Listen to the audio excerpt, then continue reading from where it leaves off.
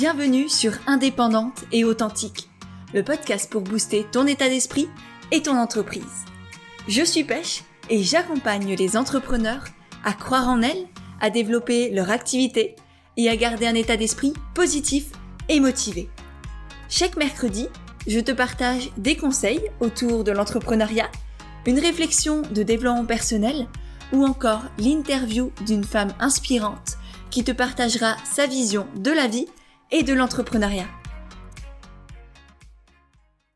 Et aujourd'hui, on se retrouve avec Jeanne, la créatrice de Basilic, un podcast engagé qui part à la rencontre de personnalités inspirantes autour de l'écologie, de la cosmétique bio, des modes de vie alternatifs. Et aujourd'hui, avec Jeanne, j'avais envie de parler de comment faire en sorte de gagner sa vie avec un média engagé. Parce qu'aujourd'hui, il y a de plus en plus de choses qui fleurissent, mais on se dit, c'est juste pas possible d'en faire son métier. Un vrai métier qui permet de vivre, qui permet de se nourrir. Eh ben si. Et avec Jeanne, du coup, on parle de son business model et de justement comment elle fait pour gagner sa vie grâce à son podcast militant et positif. Elle nous partage aussi ses conseils pour contacter des personnes inspirantes et les faire apparaître dans son podcast. Elle nous dévoile la vérité, entre guillemets, sur l'authenticité et la difficulté que c'est dans le milieu de l'écologie. Elle nous parle aussi du coup de son quotidien de podcasteuse, de maman et d'entrepreneur engagé. Et pour finir, elle nous dévoile aussi les grands et beaux projets qu'elle a avec Basilic. Et je peux te dire que ça va être juste génial. J'ai vraiment passé un excellent moment avec Jeanne et j'espère vraiment que cette bienveillance, que cet optimisme réussira aussi à venir en toi et à faire en sorte que tu ailles toi aussi au bout de tes projets, même s'ils sortent des cases. Et d'ailleurs, surtout s'ils sortent des cases. Et juste avant de te laisser avec notre conversation, je tenais à te rappeler que si tu veux soutenir le podcast et s'il te plaît, n'hésite pas à le partager sur Instagram dans tes stories. Il suffit de faire une petite capture d'écran et de nous taguer avec Jeanne. Je te mettrai le lien de nos comptes dans les notes de l'épisode. Ça nous permettra de te lire, de te remercier et de te repartager. Et sur ce, c'est parti pour notre conversation. Bonjour Jeanne, est-ce que tu veux bien te présenter pour les personnes qui ne te connaîtraient pas, s'il te plaît ? Bien sûr. Donc je m'appelle Jeanne Kless, je suis l'hôte et la créatrice du podcast Basilic qui a vu le jour il y a bientôt 3 ans, puisque j'ai lancé le premier épisode en novembre 2017. Donc ça commence à faire un petit moment et toutes les semaines, je reçois des acteurs du changement, qu'ils soient militants, bénévoles, salariés, entrepreneurs. Les profils sont très variés. L'idée, c'est juste de donner la parole à celles et ceux qui façonnent le monde de demain, qui essayent de rêver différemment le monde de demain aussi. Et voilà, c'est ce que j'essaye de faire depuis bientôt 3 ans. Génial. Et du coup, aujourd'hui, est-ce que c'est ton activité principale ou est-ce que c'est encore un petit hobby sur le côté ? Alors, ça tend à devenir mon activité principale. En fait, quand j'ai créé Basilic en 2017, on n'avait même pas évoqué la possibilité de se rémunérer grâce à un podcast. C'était pas encore considéré comme un média. C'était considéré comme un loisir, comme l'ont pu être les blogs ou les chaînes YouTube à leur début. Donc moi, j'ai jamais créé Basilic avec l'idée d'en vivre. Ça a toujours été parce que j'avais cette passion-là, que je suis passionnée par l'environnement. J'ai étudié le droit de l'environnement pendant longtemps et j'avais juste envie de donner la parole à ces gens-là. Au final, Basilic a pris de l'ampleur. Ça prend aussi de plus en plus de temps. Et pour créer un contenu qui soit pertinent, qui soit d'une bonne qualité, je me suis rendu compte qu'il me fallait quand même plusieurs jours par semaine à consacrer uniquement à Basilic. Et donc, depuis septembre, j'ai décidé de m'y consacrer à temps plein. Punaise, génial. Et du coup, comment ça fonctionne ? Parce que un podcast, de prime abord, c'est du contenu gratuit. Donc, Exactement. Comment tu fais pour en avoir fait un métier ? Comment tu te rémunères ? C'est quoi ton business model ? Alors, mon business model, il est double, si j'ose dire. C'est-à-dire que j'ai une partie sponsor, collaboration avec Basilic, qui est une partie que j'ai envie de développer sans que ce soit mon unique source de revenus, pour une raison qui est simple, qui est que j'ai commencé Basilic comme un hobby et j'ai pas envie de devoir un jour, parce qu'à la fin du mois, il faudra que je nourrisse mon fils, que je lui paie des nouveaux vêtements ou que je l'emmène à une activité, être contrainte d'accepter un partenariat qui ne me semble pas juste, qui ne me semble pas en accord avec mes valeurs. Donc pour éviter cette situation, j'ai réfléchi à un business model double, c'est-à-dire que d'une part, il y a ces collaborations et ces épisodes sponsorisés avec Basilic. Donc là, l'idée, c'est d'aller à la rencontre d'une marque, son fondateur ou un membre de l'équipe, et d'essayer de comprendre comment cette marque a vu le jour, quels enjeux, etc. Ça, c'est un format d'épisode qui peut être sponsorisé intégralement par la marque. Ça reste quand même assez rare sur Basilic. Et sinon, si vous écoutez des podcasts, vous avez peut-être remarqué qu'en ouverture des épisodes, il y a une petite publicité d'une petite minute en général. Et donc ça, c'est un moyen de se rémunérer comme c'est le cas sur YouTube, par exemple. Voilà. Et en parallèle, j'ai développé une activité comment on pourrait appeler ça, de sous-traitante de podcast. C'est-à-dire que je propose mes services de podcasteuse à des entreprises, à des institutions, pour enregistrer pour elles et avec elles une série de podcasts, toujours des podcasts écolo, green. Et là, ce sont plutôt des podcasts qui ont vocation à être diffusés en interne. Donc, pas du tout à être diffusé sur les plateformes conventionnelles type Apple Podcasts, Google Podcasts, etc. Ok, génial. Et pour tout ce qui est du coup collaboration, sponsoring, du coup là tu es payé par une marque avec qui tu vas échanger. Et Oui, en parallèle de ça, tu as les publicités. C'est bien ça? exactement. Ouais. Et comment tu fais pour contacter ces marques? Ou est-ce que d'ailleurs ce sont ces marques qui te contactent, qui viennent vers toi? Comment ça se passe? Alors, j'ai eu la chance en effet d'être contactée par des marques, notamment l'Occitane, pour travailler avec l'entreprise sur un très joli format en fait, où j'ai eu la chance d'interviewer le responsable biodiversité. Donc tu vois, là il y a vraiment des enjeux très intéressants. On a enregistré pendant 1 heure ensemble, ça nous permet de soulever des points clés en fait, et ça c'est impossible avec une pub qui durerait 1 seule minute, c'est pas du tout possible. Donc là vraiment l'enjeu avec cet épisode pour l'Occitane, c'était que les auditeurs aussi comprennent le message porté par cette marque française. Donc, par exemple, l'Occitane m'a contactée. Ensuite, pour les publicités en ouverture de mes épisodes, j'ai été contactée par quelques marques. Et sinon, ce que j'ai fait, en fait, pour l'instant, parce que c'est le tout début, hein, ça date de septembre, ce que j'ai fait, c'est que début octobre, j'ai envoyé un petit mail aux marques que j'avais déjà interviewées. Donc, comme j'en suis à ma 4e saison, il y a quand même une bonne dizaine, non plus que ça, il y a 50 marques à peu près que j'ai interviewées. Et je leur ai envoyé un email en leur disant, voilà, écoutez, Basilic s'ouvre aux sponsors. Est-ce que ça vous intéresse ? Et j'ai vraiment détaillé la démarche. Je leur ai expliqué que le script, c'était moi qui allais le rédiger, que la marque devait m'envoyer des mots-clés, mais que je rédigerais le script, qu'ensuite, bien évidemment, je le renverrai à la marque pour qu'elle l'approuve ou qu'elle me renvoie des corrections, et qu'ensuite, c'était moi qui enregistrais le spot audio. Pourquoi est-ce que je fais ça, même si ça me prend beaucoup plus de temps ? Parce que j'ai envie d'avoir toujours ce discours authentique, et pour moi, c'était logique et en tout cas pas dérangeant pour mes auditeurs d'entendre des publicités pour des marques que j'ai déjà reçues au micro, parce que ça veut dire que c'est des marques que j'apprécie, des marques que j'admire, des marques que j'ai envie de mettre en avant, donc c'est tout à fait logique qu'elles communiquent sur Basilic. En fait, avant, et c'est peut-être par ça que j'aurais dû commencer, c'est que j'étais dans une régie publicitaire depuis, attends que je te dise pas de bêtises, depuis l'année dernière. J'ai rejoint une régie pub. Avant ça, je gagnais pas du tout d'argent avec Basilic. Donc, on va dire que pour la 3e saison, c'est ça, fin 2019, j'ai rejoint une régie publicitaire. Et cette régie m'avait dit, oui, pas de problème, on comprend bien tes engagements, donc on fera attention et on veillera à ne pas diffuser en amont de Basilic des publicités qui seraient contraires à tes valeurs.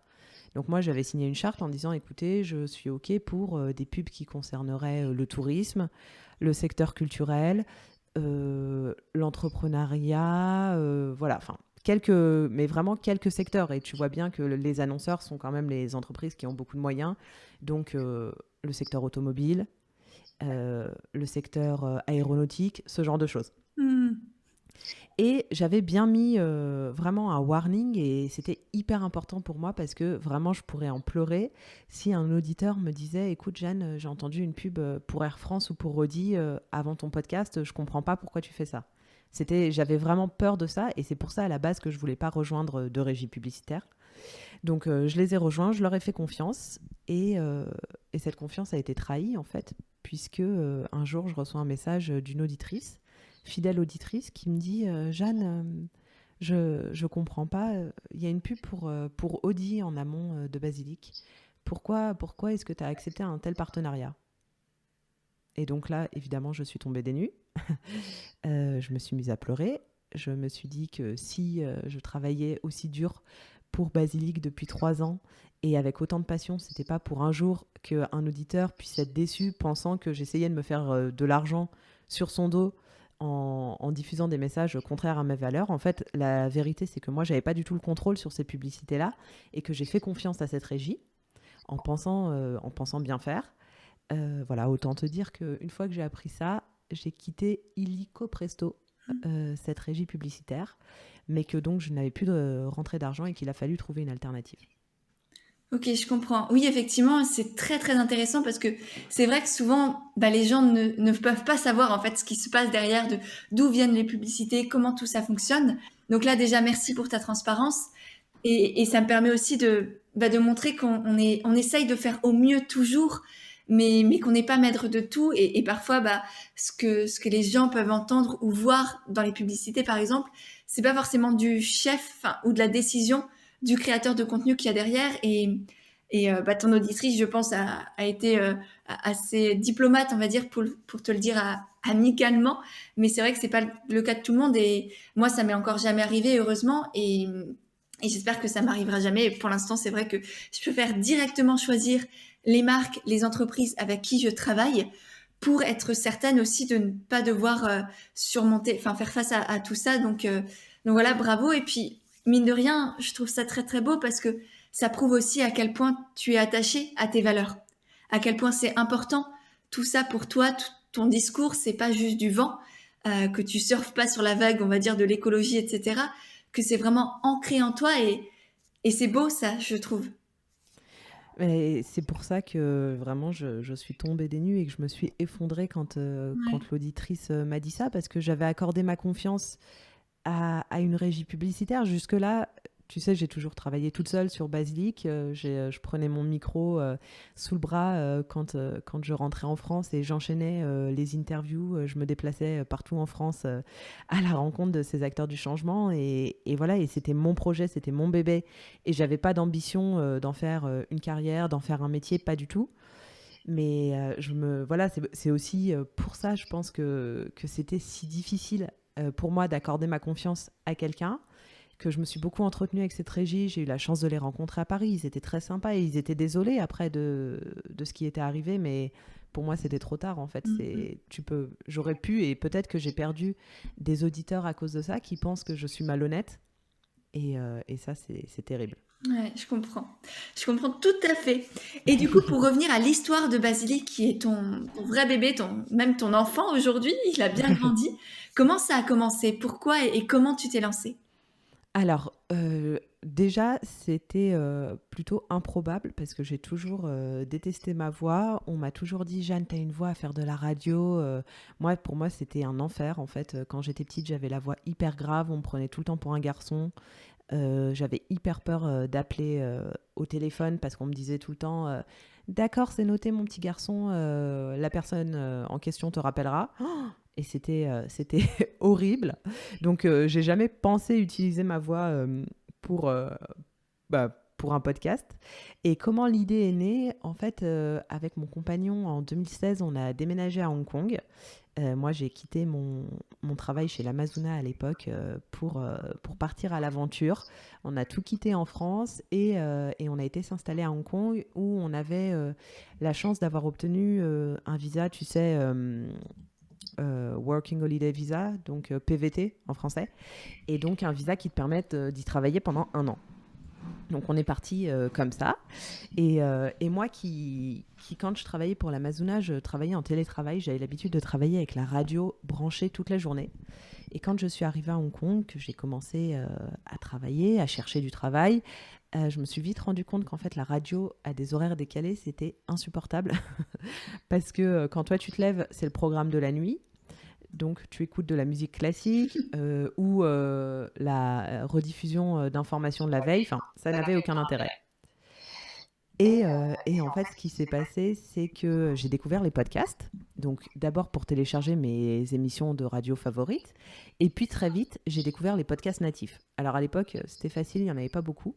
Il y avait La Poudre de Lorraine Bastide. Il y avait Génération XX qui s'était lancé pas longtemps avant que je la découvre de Siam.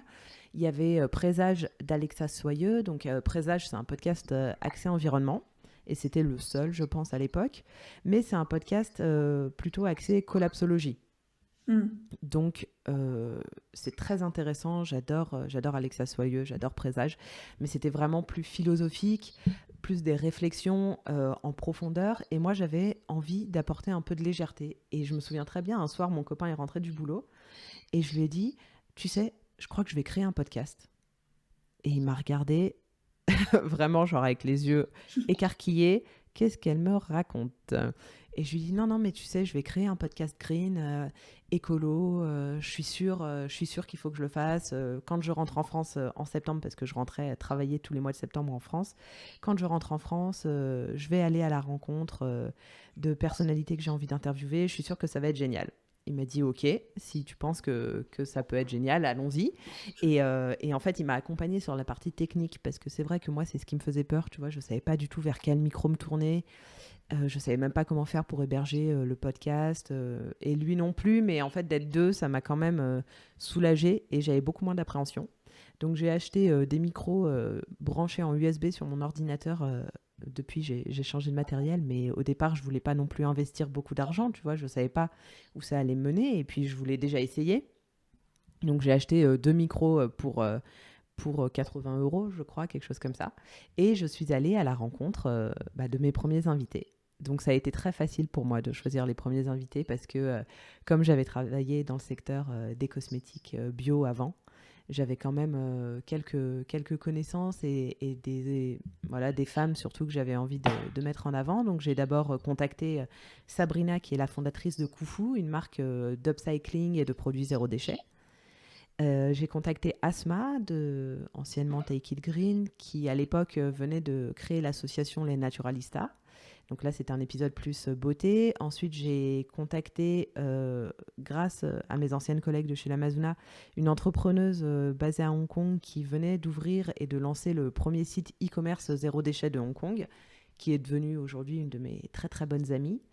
Et pour les premiers invités, j'avais aussi contacté Roxane Nonc, pour qu'elle nous parle de son histoire avec la pilule, parce que voilà, j'avais envie de m'intéresser à des entrepreneurs, mais pas que. J'avais aussi envie de donner la parole à des gens juste qui, dans leur quotidien, ont été confrontés à des événements qui leur ont permis plus tard d'avoir une conscience écologique, de se lancer dans une transition écologique, etc. etc. Et donc, Basilic est né comme ça.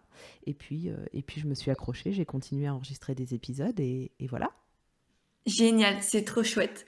Et du coup, ça, c'était au départ, c'était vraiment en parallèle de ton travail, on va dire, de ton activité rémunératrice, et tu pensais pas du tout te lancer là-dedans dans l'entrepreneuriat. Pas du tout. Pas du tout. Mais alors, ça n'a jamais été ma vocation. Moi, mon père a créé il y a 35 ans une marque de cosmétiques bio en France. Donc il est ce qu'on pourrait appeler aujourd'hui entrepreneur. J'ai vécu ça de près. Ma mère est freelance, donc pareil, indépendante. Mon frère aussi. Et moi, pas du tout. Je ne m'étais jamais dit que je deviendrais entrepreneuse. Et du coup, qu'est-ce qui t'a fait sauter le pas? Pourquoi là, en septembre, il y a quelques semaines maintenant, tu t'es dit, ok, j'y vais, je donne tout, et je lâche tout ce qu'il y a à côté. Qu'est-ce qui s'est passé? Eh ben, bonne question. Bonne question. Non, ce qui s'est passé, c'est que on est rentré, en fait, on a quitté Hong Kong il y a maintenant plus de 6 mois. On a quitté Hong Kong pour rentrer en France, s'installer. Et forcément, je ne pouvais plus exercer les mêmes activités que celles que j'exerçais à Hong Kong, puisque à Hong Kong, je travaillais donc pour mon père, mais ça, on pourra y revenir, puisque c'était pas mon activité rémunératrice, mais en parallèle, je donnais et j'enseignais le français, en fait. à des élèves. Donc, un peu de manière freelance, si tu veux, puisque j'étais indépendante. J'ai monté ma société, j'avais juste quelques élèves, mais ça me permettait d'avoir un petit revenu et de poursuivre l'activité de Basilic en parallèle. Et je me suis toujours organisée, en fait, depuis que j'ai créé Basilic en 2017, pour avoir des revenus complémentaires, mais pouvoir me dégager au moins 2 ou 3 jours par semaine pour me consacrer à Basilic, depuis le départ. Et ce qui s'est passé, en fait, c'est qu'en 2019, j'ai eu un petit bébé. Donc pas Basilic, un autre, un vrai petit bébé, un humain, et que en fait avec l'arrivée de ce bébé, je me suis rendu compte que c'était très difficile de mener de front autant de projets, que si je voulais aussi m'impliquer dans l'éducation de mon enfant, que si je voulais être présente pour lui, il fallait que je fasse un choix. Donc le choix c'était soit en rentrant en France de trouver un boulot, soit de me consacrer à Basilic et d'y croire, en sachant que quand on est rentré, j'avais dû toucher depuis le lancement de Basilic peut-être 1000 euros grand maximum, tu vois. Donc on n'était pas sur un statut financier qui me permette de dire je lâche tout, pas du tout. Mais j'ai quand même pris ce risque-là. Et donc en septembre, je me suis dit que ça allait être trop compliqué en fait de trouver un boulot en parallèle, qu'avoir un travail à mi-temps, finalement, ça allait me prendre beaucoup de temps, beaucoup d'énergie pour des revenus, alors certes importants, mais qui ne me permettraient pas de développer Basilic autant que je le souhaite. Et donc, ce que j'ai fait, c'est qu'avec mon compagnon, on en a discuté et je me suis dit que je me fixais jusqu'à décembre pour pérenniser mon activité. Ok, génial. Et quand Voilà. tu t'es lancée sereinement ou t'avais peur quand même? Euh, je me suis lancée sereinement parce que je sais que je ne pourrai jamais abandonner Basilic, que c'est ce que j'aime plus que tout au monde et que j'aime cet échange avec mes auditeurs, j'aime trouver les invités, j'aime préparer les interviews, j'aime réfléchir à de nouveaux contenus, de nouveaux formats hors série, voilà, j'aime tout ça. Et j'avais aussi envie d'avoir plus de temps à consacrer à Basilic parce que finalement, tu vois, avant, comme j'étais aussi enseignante, j'avais quand même moins de temps et j'ai toujours été dans cette frustration, d'autant plus que je vivais à l'étranger. J'ai loupé beaucoup d'événements, j'ai loupé beaucoup de tables rondes auxquelles j'ai été invitée et c'était quand même assez frustrant. Donc forcément, j'appréhendais énormément et en même temps, j'ai toujours senti que j'étais au bon endroit. Donc même si j'ai peur et que je dors beaucoup moins bien depuis, je suis persuadée d'être au bon endroit, au bon moment et que ça finira par aller. Ouais. Tu sais, t'y crois et tu l'as dit tout à l'heure, t'y crois, tu donnes tout pour que ça marche et du coup ça marche et même effectivement tu as peur, tu doutes comme n'importe quel entrepreneur et tu as réussi à faire passer ton pourquoi, ce qui te motive, on va dire ta mission, ce que tu t'es donné pour mission, euh, enfin, tu l'as rendu plus fort que toutes ces peurs, tous ces doutes et c'est ça qui te fait tenir. C'est ça qui me fait tenir. Après, je te cache pas qu'une fois par semaine, je pense en moyenne, je me Mm. dis non, c'est trop dur, c'est trop de pression, mais est-ce que je vais y arriver? Et en fait, pourquoi maintenant il y a de la pression? Bah, parce qu'il y a aussi l'enjeu de devoir gagner de l'argent avec Basilic. Mm. Même si c'est pas mon... Enfin voilà, comme je le disais en début d'épisode, j'ai pas envie que tous les épisodes de Basilic soient sponsorisés et que ce soit le grand n'importe quoi, pas du tout. Mais justement, développer des activités parallèles autour du podcast, ça prend aussi du temps. Et ça fait peur parce que ce sont des métiers nouveaux, que ça existe déjà, mais que c'est encore très précoce. C'est pas développé, on n'a pas beaucoup de retours sur tous ces sujets-là, donc ça fait encore plus peur. Mais comme tu le dis, je m'accroche parce que j'y crois. Génial. Et du coup, tous ces projets-là, tu viens de nous parler de projets, ce serait quoi? Qu'est-ce que tu as dans ta petite tête? Alors, plein de choses. J'adorerais avoir, tu sais, être comme Shiva et avoir plein de bras et pouvoir faire plein de choses en même temps. Non, j'ai développé, en parallèle des interviews de Basilic, donc, qui sont hebdomadaires, j'ai développé des formats hors série. On en a enregistré un ensemble juste avant. Mais différents formats hors série, donc un format témoignage où en fait des auditeurs et des invités que j'ai choisis viennent témoigner au micro de Basilic sur différentes questions. Donc par exemple, le précédent était consacré à l'habitat alternatif, où là j'avais vraiment recueilli le témoignage de trois personnes qui ont fait le choix de quitter leur logement pour un habitat alternatif. Donc l'un d'entre eux vit dans un fourgon aménagé, l'autre vit dans une tiny house et les derniers dans une maison en paille. Donc tu vois, assez différents et ça m'intéressait aussi d'avoir plusieurs discours dans un seul et même épisode. Je trouvais ça assez sympa. Après, j'ai développé un format hors série d'une peut-être petite dizaine de minutes où je suis la seule à parler et où j'aborde des sujets très variés. Donc le titre, c'est évidemment à prendre à la rigolade. Hein. C'est Au secours, je ne suis pas écolo. Et après, il y a des thèmes. Donc le thème du mois dernier, c'était la rentrée. Ce mois-ci, c'est le sexe.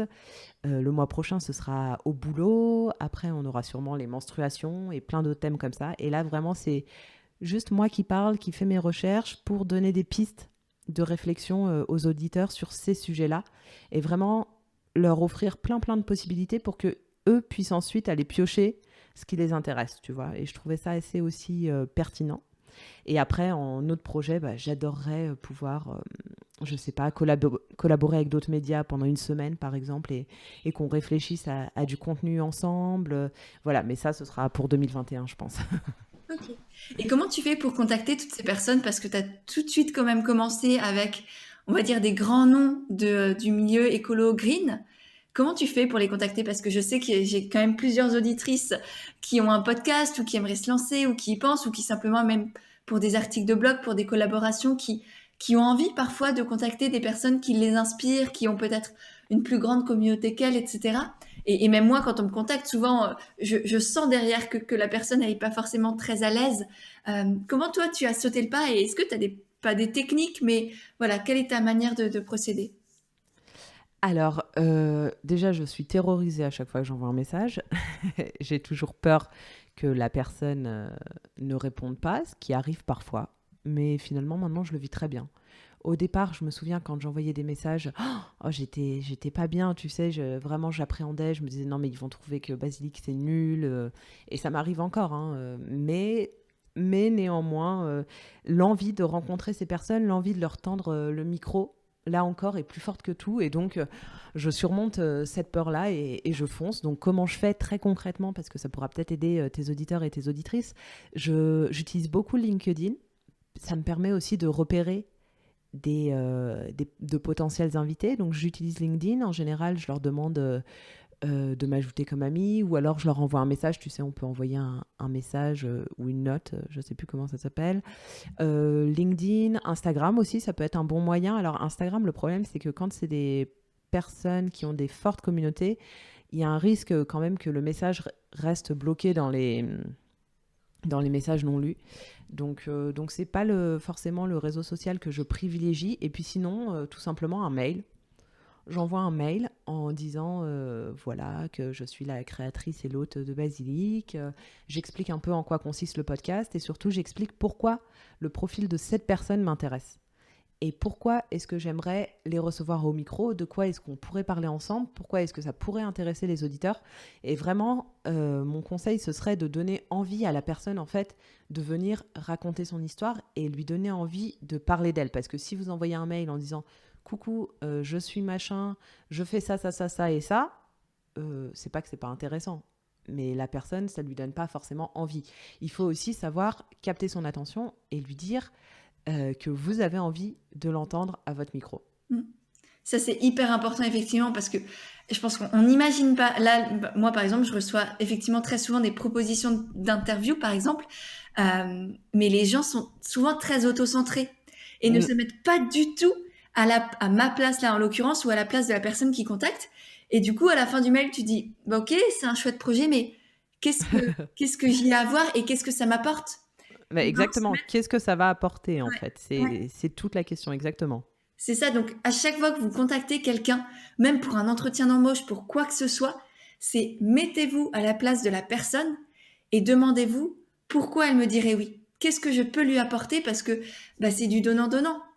Voilà, si elle fait ce geste, si elle prend une heure et demie de son temps peut-être pour prendre du temps pour moi, pour répondre à mes questions, qu'est-ce que à elle, ça va lui apporter? Pourquoi est-ce qu'elle dirait oui? Et ça, là, on parle de podcast, mais encore une fois, c'est pour tout dans la vie, quel que soit votre projet.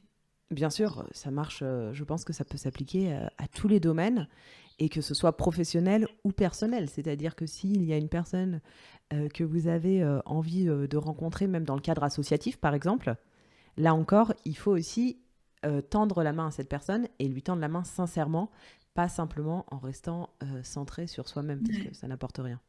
Ouais, tout à fait. Et du coup, c'est quoi le quotidien ou une semaine type d'une podcasteuse professionnelle? Comment ça se passe? Comment tu t'organises? Qu'est-ce que tu fais? Alors, moi, je travaille du lundi au jeudi. Le vendredi, je m'occupe de mon bébé. Enfin, c'est plus un bébé maintenant, mais c'est un petit garçon. Et je m'occupe de lui. Voilà, là, c'était aussi un choix. C'est vrai que, tu vois, de pouvoir disposer de son temps, ça permet de s'organiser. Donc, je vous rassure, ça veut dire que je travaille en général le samedi et le dimanche matin quand il va se promener avec son papa, malheureusement. Mais c'est mon choix. Et donc, comment ça se passe? La semaine se découpe assez naturellement entre montage d'épisodes, qui prend quand même beaucoup de temps. Moi, je travaille pas avec un ingénieur du son. Seulement, là, depuis septembre, je fais appel à Alexandre qui m'aide sur la partie mixage. Mais c'est pas le montage. Pour moi, c'est très important que je continue de réaliser chaque montage de chaque épisode pour la simple et bonne raison que c'est mon bébé Basilic, que je suis la seule à savoir ce que je veux entendre de la part des invités et que j'aurais trop peur qu'un ingénieur du son me fasse des coupes à des endroits inopportuns. Donc voilà, donc je continue le montage. Donc le montage, ça prend pas mal de temps. Ensuite, il y a bien évidemment répondre aux mails. Donc ça peut être des mails de collaboration, mais pas que, hein. Il y a aussi des mails pour des projets. Il y a des mails avec quoi? Des mails avec mes invités, mes futurs invités aussi, où j'échange beaucoup par mail pour en discuter, pour qu'on parvienne aussi à convenir d'une date. Ensuite, il y a la préparation des interviews, qui prend beaucoup de temps aussi, parce que j'accorde une grande importance à cette étape-là, parce que ça me permet de mieux connaître mon invité. Même si c'est en général des gens que je connais déjà, ou en tout cas dont je suis le travail, ça me permet quand même de creuser le sujet, et c'est très important. Donc il y a toute cette partie préparation, montage, mail. Alors la partie réseaux sociaux, il faudrait que je la développe, mais moi j'aime pas trop les réseaux sociaux. On pourra en discuter si tu veux, parce que ça me fait un petit dada à moi. Enfin, c'est pas que j'aime pas, mais c'est que c'est très chronophage. Ouais, ça. Je vois bien le temps que tu passes dessus, je sais bien. Et voilà, et en fait, moi, pour l'instant, le plus important, c'est quand même mes épisodes. Donc voilà. Après, qu'est-ce qui peut se passer dans une semaine type de podcasteuse? Il se passe toujours des trucs trop cool. Je vais souvent en déplacement pour réaliser mes interviews. Donc par exemple, ce dimanche, je vais à Paris, où je suis invitée au Paris Podcast Festival pour participer à une table ronde qui s'intitulera Écologie et podcast. Ensuite, je profite de ce déplacement à Paris pour réaliser des interviews, mais aussi pour m'entretenir avec des maisons d'édition, parce qu'il y a beaucoup de maisons d'édition qui m'envoient des ouvrages pour que je les lise et que je puisse ensuite en parler à mes auditeurs ou recevoir les auteurs et les autrices au micro. Donc ça prend pas mal de temps. J'aime bien aussi m'entretenir avec des bureaux de presse qui, pareil, me présentent des marques, parce qu'en fait, au début, moi, j'allais à la pêche aux informations toute seule. Mais maintenant, vu que Basilic, ça a grandi, qu'il y a plus de 6 épisodes, enfin, on va dire 5 épisodes, voire 6 par mois, ça prend quand même pas mal de temps. Donc c'est vrai que c'est aussi très chouette de pouvoir échanger avec des bureaux de presse, que les attachés de presse me présentent les marques pour lesquelles ils ou elles travaillent. Et ça permet aussi de dégrossir un petit peu ce travail de recherche d'invités.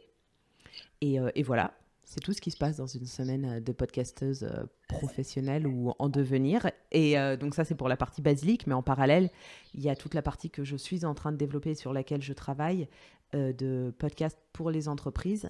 Et donc ça me prend du temps.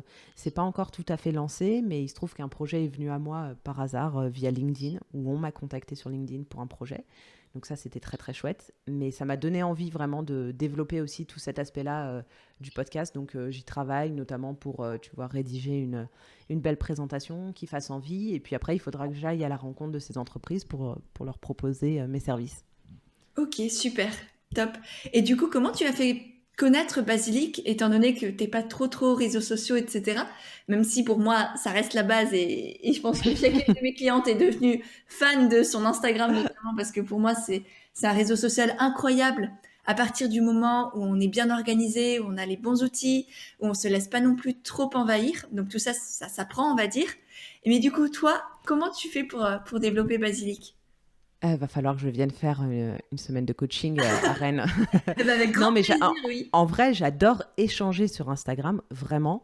C'est passionnant et j'en retire à chaque fois énormément, énormément. Vraiment, les échanges sont hyper bienveillants avec mes auditeurs et auditrices en message privé et tout. J'adore ce réseau social, mais le temps qu'il demande m'angoisse profondément. C'est ça le petit souci. Mhm. Comment j'ai fait pour connaître Basilic? Eh ben, c'est une bonne question, parce que je n'ai rien fait. Et quand je dis ça, personne ne veut me croire, mais c'est la vérité. Je n'ai rien fait pour faire connaître Basilic. J'ai ouvert donc un compte Instagram quand j'ai lancé Basilic, mais clairement, c'est tout. Enfin, et puis, c'est pas non plus ça, à mon avis, qui a permis de faire connaître Basilic. Je pense que j'ai jamais envoyé de communiqué de presse à aucun magazine que ce soit. J'ai commencé à envoyer des communiqués de presse en janvier 2020. Attends, ouais, janvier 2020 ou 2019, je sais plus. Parce que je m'étais dit, allez, bonne résolution, je vais communiquer et présenter Basilic à des bureaux de presse, mais comme je sais pas faire, je pense qu'il n'y a pas vraiment eu de retour. Mais non, j'ai vraiment rien fait. J'ai eu la chance d'être là au bon moment, je pense, et d'être régulière et voilà, de travailler. Comment ça s'est fait connaître? Je pense grâce à mes invités qui ont relayé peut-être auprès de leur communauté. Et puis après, je sais pas, comment tu as découvert Basilic, toi? Bah parce que je pense qu'effectivement, tu étais un des premiers podcasts. J'écoutais énormément de podcasts et je pense tous au début, tous ceux que tu as cités là tout à l'heure, Mm, Nouvelles écoutes, etc., La Poudre et compagnie, j'étais accro au podcast et ça fait des pareil. années, moi, littéralement, je pense depuis que enfin bref, je sais pas depuis combien de temps, mais vraiment des années et des années. Donc j'ai vu le milieu du podcast grandir et je pense qu'effectivement, tu faisais partie des premières. Et comme ça fait aussi des années que j'ai cette sensibilité à l'écologie, au bien-être et à bah, simplement pour moi à l'humanité. Enfin bref, euh, bah ouais, t'étais dans les premières quoi. Ouais, Tu effectivement. vois, vraiment, je pense que c'est ça. Je pense que c'est ça, mais clairement. Et là, je m'adresse à la coach, mais c'est vrai que souvent le soir, je me couche en me disant, purée, mais Jeanne, t'aurais pu faire en sorte que Basilic soit encore plus connu et tout. Après, moi, j'ai jamais recherché cette entre guillemets célébrité, hein. Je ne Mm. considère pas du tout célèbre, mais j'ai jamais recherché ce côté-là du podcast parce que moi, ce qui m'intéressait, c'était d'échanger avec les auditeurs depuis le début. Et donc, c'est aussi pour ça que j'ai voulu avoir un site internet un peu qui permette facilement de me contacter. Donc, je reçois beaucoup de mails d'auditeurs et d'auditrices. Et voilà, tu vois, c'était ça mon idée, mais j'ai jamais cherché, et encore aujourd'hui, à faire grandir Basilic. Néanmoins, je vois bien qu'il faut le faire et que je peux pas passer à côté de ça et de cette mise en avant. Mais pour moi, c'était déjà un tel effort de créer Basilic. J'ai pris énormément sur moi. Je suis quelqu'un d'extrêmement timide, avec une confiance en soi pas top top, en tout cas avant de créer Basilic. Et j'ai déjà pris énormément sur moi que ça aurait été trop me demander de faire plus, tu vois, et de me mettre en avant. Ok, je comprends et en même temps pour la communicante qui est en moi, la marketeuse entre guillemets, c'est vrai que c'est très frustrant parce que tu as un tellement beau message et tu mets en lumière de tellement belles personnes, des petits entrepreneurs qui ont des projets incroyables que c'est hyper important. Tu vois, pour moi, c'est presque égoïste. Alors, je veux pas te blesser du tout, hein, mais presque égoïste de ne pas communiquer autant que tu le pourrais, parce que Ouais, peut-être je tu comprends. empêches certaines personnes d'entendre tous ces messages, de peut-être avoir des prises de conscience, de changer leur mode de consommation, de changer leur mode de vie. Donc, tu vois, c'est pas tant pour toi et ton ego que c'est important de communiquer, c'est plus pour l'impact sur les autres que ça pourrait avoir. Et c'est pour ça que moi, j'aime tellement la communication. C'est pas parce que ça nous met en lumière, nous, en tant qu'entrepreneurs. C'est parce que ça permet aux autres d'entendre notre message et de saisir la main qu'on leur tend, entre guillemets. Donc c'est pour ça que c'est tellement important et il faudrait on va travailler là-dessus, que ce soit sur ta communication, sur ta confiance en toi, si tu veux. Mais Non, mais c'est hyper intéressant ce que tu dis, et tu as raison, mais c'est vrai que, tu vois, pour moi, c'était déjà difficile, vraiment. J'avais envie de faire ce podcast, et voilà, et j'en avais envie plus que tout.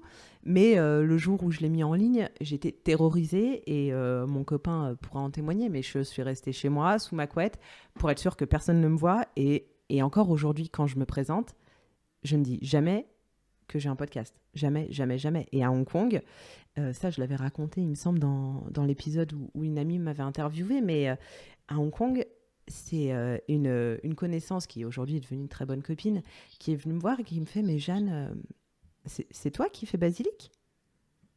Et je suis devenue rouge écarlate et j'ai dit « Oui, oui, oui, c'est moi. » Et voilà. Et je ne voulais pas du tout creuser le sujet. Et seulement maintenant, j'arrive à me présenter en tant que Jeanne, fondatrice de Basilic. Et ça, c'est grâce à d'autres copines entrepreneuses, notamment cette copine-là, Marjorie, mais aussi Fanny, que j'ai reçue dans l'épisode 3 ou 4 de Basilic, qui est entrepreneuse à Hong Kong, mais qui maintenant est rentrée en France. Et un jour, je suis allée avec elle à un événement. Et il fallait se présenter, je ne sais plus pourquoi. Et donc, je dis, voilà, je m'appelle Jeanne, blablabla, mais je mentionne pas du tout Basilic. Et les deux me mettent un coup de coude, enfin l'une un coup de coude, l'autre un coup de pied, très sympa, en me disant « Pourquoi tu parles pas de ton podcast ?» et voilà, et tu vois, à force, petit à petit, ou mon copain qui fait exprès, dès qu'on rencontre de nouvelles personnes, vu qu'on a beaucoup déménagé, on a été amené à beaucoup rencontrer de nouvelles personnes, qui fait exprès de parler de Basilic en premier, mais pour moi, c'est encore très gênant, et même vendredi dernier, donc ce vendredi, j'ai été invitée chez nos voisins, vu qu'on vient de déménager à Annecy, et ils m'ont demandé ce que je faisais, et c'était compliqué pour moi de parler de Basilic. Mhm. Et c'est encore plus compliqué quand les gens me disent qu'ils l'ont écouté. Alors là, j'ai juste envie de disparaître, quoi. Mais à côté de ça, j'adore. Hein. Mais les gens que je connais pas, quand c'est des gens que je connais pas qui l'ont écouté, c'est génial. Parce qu'on a un échange et tout. Mais dès que, tu vois, la barrière se brise et que c'est ma voisine qui a écouté Basilic, je me sens moins bien, quoi. Bref. Ça y est, là, je rentre dans des trucs hyper Ouais, perso. non, mais c'est à travailler. Et c'est vrai que bon, là, je pourrais partir en coaching, mais c'est pas le but et on n'a pas le temps. Mais vraiment, ça, c'est un gros point à travailler parce que c'est vraiment dommage. Bon, après, tu es bien entouré. Donc ça, c'est un bon conseil, Oui. je pense, qu'il faut faire ressortir, c'est être entouré d'autres entrepreneurs, de effectivement ton conjoint, mais aussi d'autres entrepreneurs qui peuvent se mettre à ta place, qui savent par quoi tu passes. Et ça, c'est, par exemple, un truc en coaching de groupe. C'est pour ça que j'aime tellement le coaching de groupe. C'est parce que tu as cette effervescence, tu as cette énergie, tu as ces petits coups de pied aux fesses, on va dire, que Voilà, la barre qui sont aussi, très importants. tant de moi en tant que coach que des autres. Et c'est vrai qu'être bien entouré quand tu es entrepreneur, c'est juste la base. Et ensuite, effectivement, travailler sur ta confiance en toi. Mais voilà, on pourra sans problème si tu le souhaites. On en reparlera. C'est ça. Et du coup, pour finir un peu cet épisode, j'ai quelques petites questions pour toi. La première, c'est est-ce que tu as une citation qui te porte un peu au quotidien ? Non, j'ai pas de citation. Enfin, j'en ai une, mais qui malheureusement peut pas vraiment s'appliquer au quotidien de tout le monde. Mon grand-père qui a vécu la guerre, qui a été mineur, voilà, tu vois, donc une vie quand même assez lourde, m'a toujours dit Jeanne, quand on veut, on peut. Et j'ai conscience que non, dans nos sociétés, quand on veut, on ne peut pas toujours. Il y a quand même souvent des freins, il y a quand même souvent des obstacles. Néanmoins, au fond de moi, j'ai toujours envie d'y croire. Et donc, tu vois, bien en ayant bien conscience que c'est pas forcément juste, je suis et je reste quand même portée par cette phrase où j'ai aussi conscience que c'est possible. Si je travaille beaucoup, je pourrais y parvenir. Voilà, mais ça ne veut pas dire que c'est un automatisme. Je ne sais pas si c'est clair, mais il y a des gens qui pourront travailler beaucoup toute leur vie et on leur ouvrira aucune porte. Oui, je comprends, mais il ne faut pas non plus que ça devienne de tomber dans la complainte et de dire bah non, je fais plus rien parce que de toute manière, je pourrais rien. C'est un entre-deux à trouver, je comprends effectivement. Exactement. Ouais. Mais donc, tu vois, c'est pas la citation forcément que j'ai envie de mettre en avant. Néanmoins, elle m'a toujours beaucoup portée et mes grands-parents m'ont beaucoup portée pour ça aussi. Et voilà, je pense qu'on ne peut que s'inspirer de ce qu'ont traversé nos anciens. Ouais, je suis bien d'accord, yes. Et qui sont tes sources d'inspiration ? Est-ce que tu as peut-être des femmes entrepreneurs notamment que tu admires et qui pourraient nous inspirer nous aussi ? Bien sûr, il y en a plein. En général, tous mes invités et toutes mes invitées sont des gens que j'admire ou en tout cas qui ont un discours inspirant. Qui est-ce que je pourrais citer ? Alors, je cite toujours Laetitia de la Mazuna. Parce que déjà de 1, c'est une bonne copine, que j'ai la chance de bien la connaître et que j'admire son parcours, sa résilience, sa force de travail. Elle a réussi à créer en 10 ans une des plus grosses entreprises du monde du zéro déchet en France. Oui, parce que l'Amazona, peut-être que pour celles et Oui, ceux qui ne pardon. connaîtraient pas, c'est une entreprise de cosmétiques et de soins zéro déchet. Et du coup, c'est essentiellement, il y a par exemple des shampoings solides, des savons solides, des dentifrices solides. Il y a voilà, plein de choses. Tu pourras là peut-être en parler mieux que moi, mais c'est effectivement une très très belle marque, une des pionnières, il me semble, Hmm. dans le soin et dans la cosmétique zéro déchet. Et bio. Ex- Et oui, exactement. Et tout est fait en France. Ce sont des produits véganes. Voilà, donc Laetitia, elle a toujours eu une vision. Et je me souviens, moi, j'ai fait un stage avec elle en 2014. Donc l'Amazona avait 4 ans. Elle en vivait pas du tout. Elle avait un autre boulot à côté. L'Amazona, c'était encore tout petit. Elle n'avait pas développé sa gamme de shampoings solides, etc. Et elle m'avait dit, tu sais, Jeanne, un jour, si j'ai des salariés, je voudrais qu'ils aient tous au moins 1 heure pour faire du sport dans la journée et qu'on ait un jardin pour se restaurer. Et donc, moi, j'avais bien évidemment admiré ce discours-là et je m'étais dit, mais c'est une rêveuse. On est toutes les deux dans un tout petit bureau de 16 mètres carrés. Et comment est-ce que c'est possible? Et en même temps, j'y ai toujours cru, tu vois. Et aujourd'hui, l'Amazona, c'est plus de 10 millions d'euros de chiffre d'affaires, plus de 70 salariés, des locaux qu'elle est en train de faire construire dans la Drôme, qui vont être magnifiques, éco-conçus, avec un jardin en permaculture pour alimenter le restaurant, avec une micro-crèche zéro déchet. Et ce jardin sera aussi jardin remarquable. Donc tu vois, les ambitions de Laetitia, Wow. elles sont dingues. Et donc c'est forcément quelqu'un que j'admire énormément. Malheureusement, je pense qu'elle ne le met pas assez en avant non plus et elle est un peu trop réservée. D'accord. Bon, j'irai peut-être la contacter pour la mettre en valeur sur le podcast alors. Carrément. Chouette. Génial. Et pour finir, c'est quoi pour toi l'authenticité? Alors l'authenticité, pour moi, c'est de ne pas, de ne pas manquer de respect à ses valeurs. Donc de ne pas déroger à nos règles à nous. Mhm. Et, euh, et on en parlait tout à l'heure, et tu le disais très bien, mais c'est vrai, voilà, moi avec Basilic, j'ai toujours essayé d'être authentique. Authentique, alors ça ne veut pas dire que... c'est très difficile en fait, je trouve, dans le milieu écolo, l'authenticité, parce que très vite, si on est authentique, on risque d'être jugé. Parce que être authentique, ça veut accepter aussi, ça veut dire aussi accepter de ne pas être parfait. Tu vois, c'est très compliqué d'être un écolo parfait. L'écolo parfait existe-t-il déjà? Je ne pense pas. Et donc, très vite, si on est authentique, on peut s'exposer à des critiques. Donc, c'est pas facile. Néanmoins, pour moi, l'authenticité, c'est juste être en accord avec soi-même et écouter son cœur et aussi écouter son cerveau. Écouter son cerveau pour qu'il t'aide à t'exprimer de la meilleure façon possible, qu'il t'aide à faire passer ton message, mais écouter ton cœur pour qu'il te rappelle toujours que, attention, là, tu t'écartes. Ou comme moi avec la régie publicitaire, par exemple. Attention, Jeanne, là, tu vois, c'est contraire à ce que tu veux. Et donc voilà. Et surtout, moi, mon conseil pour rester authentique, et j'en ai fait les frais, c'est ce que je disais en début d'épisode, c'est de ne pas hésiter à se dire qu'on a fait une erreur. Donc peut-être que j'ai fait une erreur et que ça a remis en cause mon authenticité. C'était pas voulu, bien évidemment.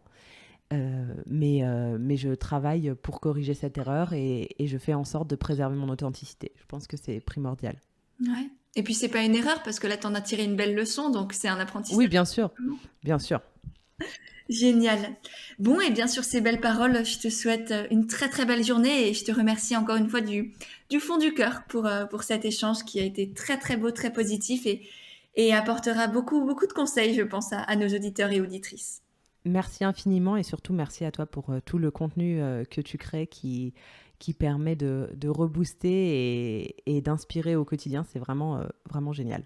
Bah, merci beaucoup. À bientôt. À bientôt. Et voilà, c'est de nouveau moi. J'espère vraiment que cet échange t'a plu. Si c'est le cas, n'hésite pas à le partager sur Instagram. Tu auras les liens de nos comptes directement dans les notes de l'épisode. J'ai déjà hâte de voir tes petits retours, de pouvoir te lire et te repartager. Et si jamais toi aussi tu veux entreprendre en restant toi-même et aligné avec tes valeurs, je t'ai créé tout un guide gratuit pour entreprendre avec authenticité et naturel. Tu auras le lien aussi pour le télécharger directement dans les notes de l'épisode et ensuite je te le renverrai par email.